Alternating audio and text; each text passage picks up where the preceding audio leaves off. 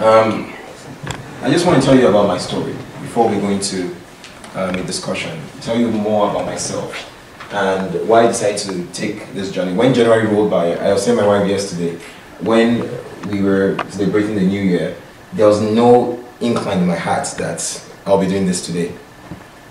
I'm just writing my PG thesis, and the one thing I wanted to do was just to finish my thesis, make my mom happy, get my PG degree. I said, this is for you because I just, you know. And over the last couple of days, we know that we made an extraordinary decision to do this because the kind of reception we've had, the kind of people writing us emails, people calling, people sending us text messages to say that you really inspired me. And we follow some of the blogs online, and just to see that energy in just 2 days, we know we're onto something. It's something that Fujana has been waiting for, and we're hopefully tuned into what the people would love to see happen in the next few years. And I was born in Lagos, Nigeria. I know the papers have said I'm the son of a diplomat, but my story is not that rosy. My dad was born very poor. My parents were poor in colonial Africa, in Nigeria, colonial Nigeria.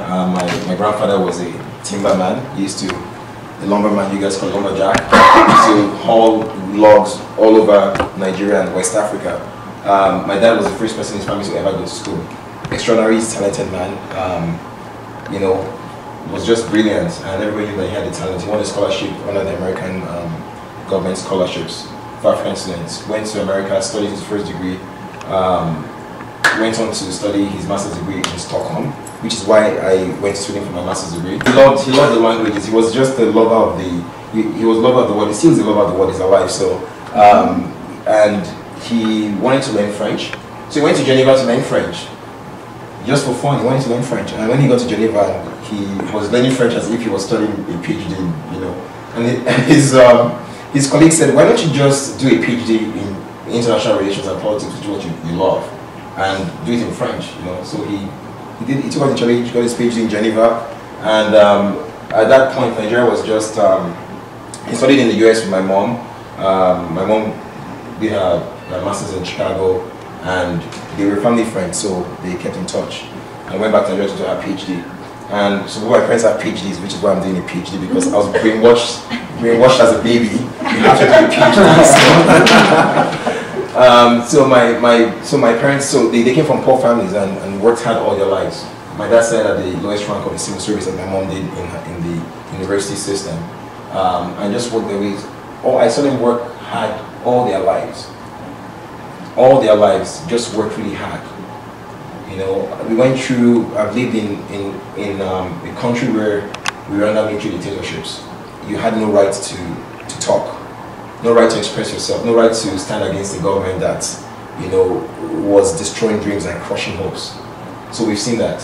I lived in that situation. My parents were, you know, you couldn't say things anyhow. When there was a coup, you couldn't move around. You were ruled by the gun. You had the barrel of the gun staring in your faces as you walked on the streets. So we've experienced that, and my dad had to be a diplomat in that kind of scenario. And he always made sure that whatever he did, he thought that he was a man of integrity. He made sure that he stood by that. He made sure that he wouldn't compromise his integrity. So my dad didn't move as fast as many of the other ones were ready to compromise integrity. Neither did my mom. My mom was a woman that was abused so many times in the system because she was a woman. She schooled, you know, because of the tribal politics, she schooled in a part of the country that was not her tribe. So she was always the last person to get promoted. I heard of people that she had come before.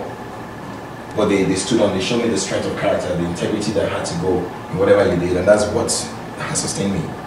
They gave us a view of the world that was to respect everybody, irrespective of where they came from, what they looked like, what they were in society. That every man, every woman, every child mattered. And that is the same spirit that has brought us this far. So when the newspapers report that I'm the son of a diplomat, understand that I wasn't born with a silver spoon. We lived in poverty. During the times of Abacha administration, one of the military governors and military leaders in Nigeria, asked my wife, she'll tell you, it was horrible. Like, my mom was paid 6,000 naira a month. That's almost nothing. That's less than $600 for a woman that has a PhD that's been in the university for 15 years. And this was after my dad had been a diplomat in many countries. At times when we were in Paris as diplomats, at times it was just crazy. You know, we had military rulers, so it was crazy. It wasn't that rosy. But my parents just kept going. They showed my brother and I, you know, the value of humanity. That in all things we should work shoulder high with dignity. And what happened was that when we are on our own, my brother is now in San Francisco, he's a medical doctor on his own. We've all carved our own niche. So I'm not, if you go back home, my parents live in a very humble bungalow. So that's the kind of family I come from. So when people report in the newspapers, I'm the son of a diplomat. That's, you know, I was reading one of those comments. He's just the same thing. He's the establishment. He's corrupt. You know, how can we marry? You know, I'm just laughing, but that's my story. And that's why I wanted to do this home halls. It's unique. It's different. The idea of the home hall was to come into people's homes to ask them when they invite us to come and, you know, talk about my story and hear what they had for Regina. Understand what was their vision and their dreams for this city. But I'm really passionate about this city. After living in Nigeria and living in different parts of the world, I lived in Tokyo, in Paris, I lived in Sweden, I've been to over 15 countries in my life, either to study, to work, to visit. You know, so I've really been in lots, so it's really shaped my view of the world.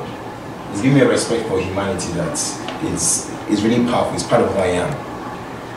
And coming to Regina, the reality is that I came here as a student, like I said, on a cool February night after I left Sweden in the morning that day, and the snow was falling all the way from Sweden to Frankfurt.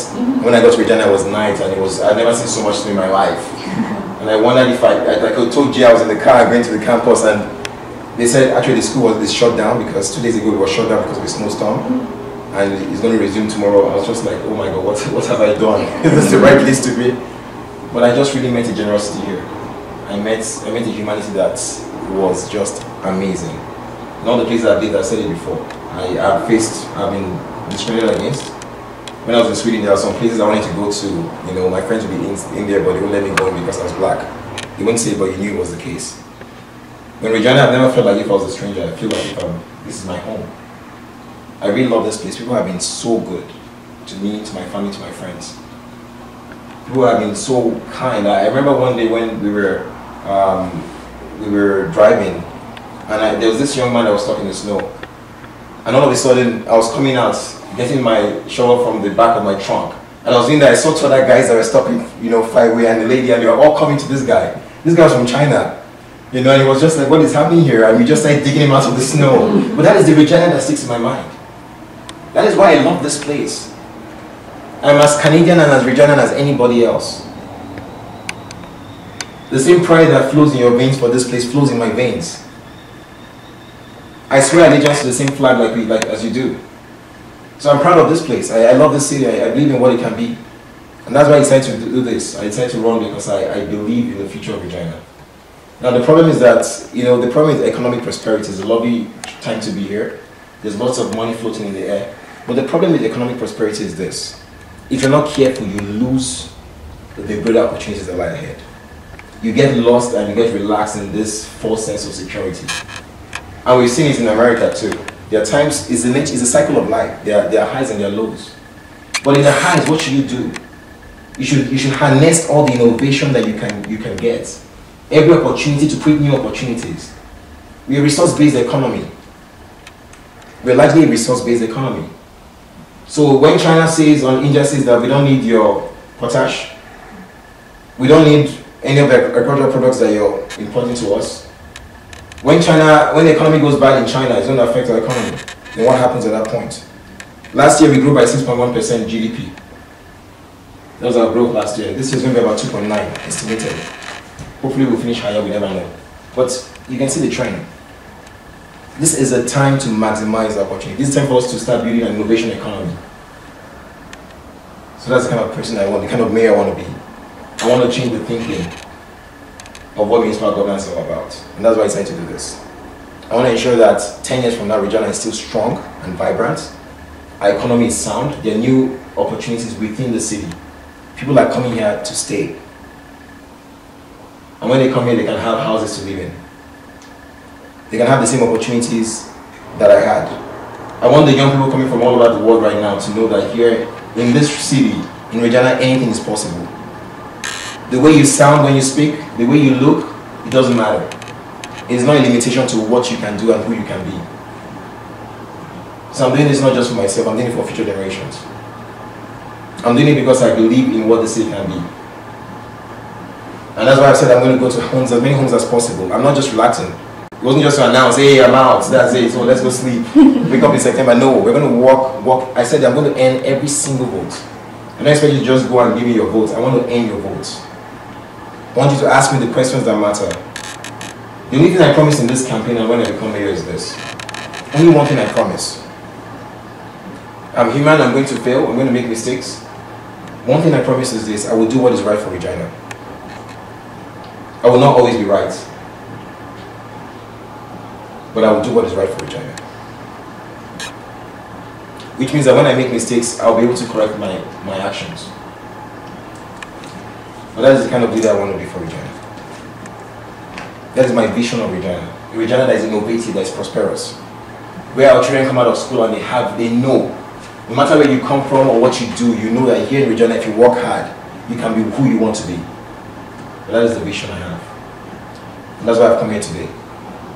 To hear from you, to understand exactly what are those things in your lives that you want to see, what are those things that, the hopes and the aspirations you have for yourself and for your children. What are the things that in your daily life, concern you? And this is not just for this. When I become mayor, I want to do this too. Because I believe that leadership is about service. That's what my parents taught me. Leadership is all about service. And I need you to stand with me. If anything we've said tonight, if there's anything that we said tonight that resonates with you, I need you to stand with me. I need you to tell your friends, your families, your neighbors, your co-workers that this is for real. I need you to support this campaign.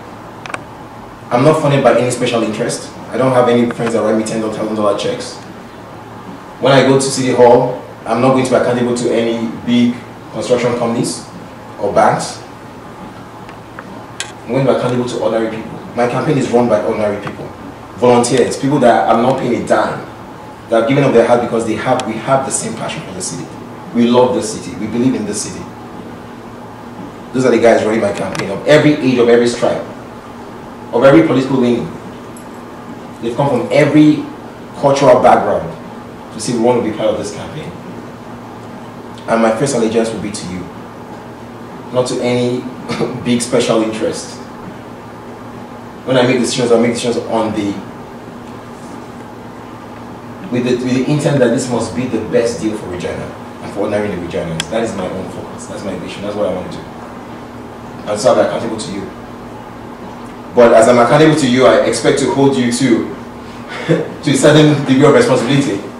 It is not enough to complain. Is my message. But when you come to complain to me, you have to tell me, so what is the solution you're thinking about? Because that's my idea of engagement.